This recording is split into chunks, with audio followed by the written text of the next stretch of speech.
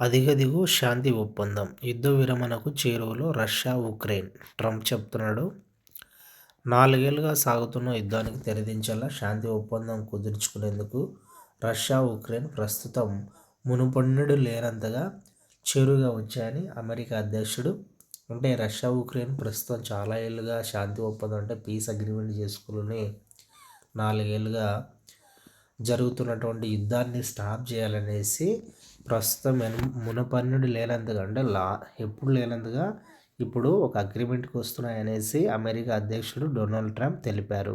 అయితే డాన్బాస్ ప్రాంతం ఒక ప్రాంతం ఉంది. డాన్బాస్ ప్రాంతం వంటి కొన్ని అంశాలపై సంప్రదింపులు అంటే వాళ్ళని మాట్లాడుతూ ఉంటే సంక్లిష్టంగా అంటే చాలా డిఫికల్ట్గా ఉన్నాయి చర్చలు. అంటే ఈ డిస్కషన్ అంతా కూడా విఫలమయ్యే అవకాశాలు ఇప్పటికీ కొట్టిపారేయలేమని పేర్కొన్నారు. అంటే విఫలమేమి అంటే ఫెయిల్ అయ్యేటువంటి అవకాశాలు లేవు అనేసి అంటున్నాడు. దేని గురించి? డాన్బాస్ ప్రాంతం గురించి.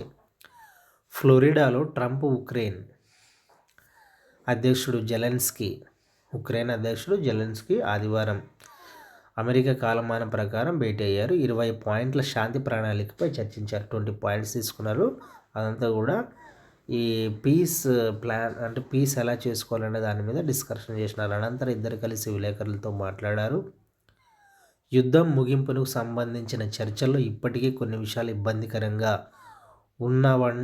ఉన్నమాట వాస్తవమేనని వారు అంగీకరించారు.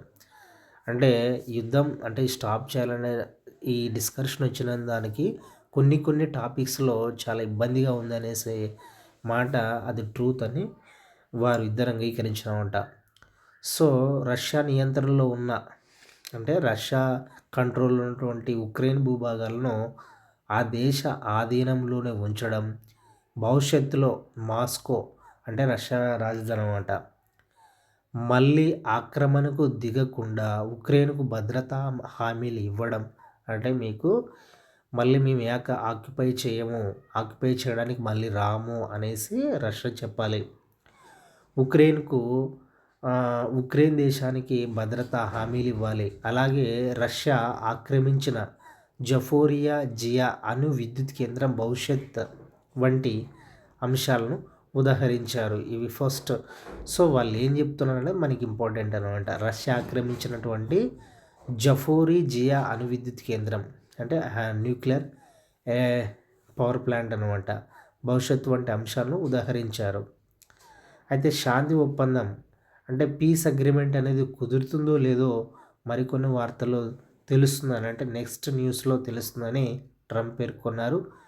యుద్ధం ముగింపు అంటే ఈ వార్ అనేది స్టాప్ చేయడానికి కృషి చేస్తున్నందుకు ట్రంప్కు జెలెన్స్కీ థ్యాంక్స్ చెప్పినాడు అనమాట. శాంతికి ఉక్రెయిన్ సిద్ధంగా ఉందని ప్రకటించారనమాట.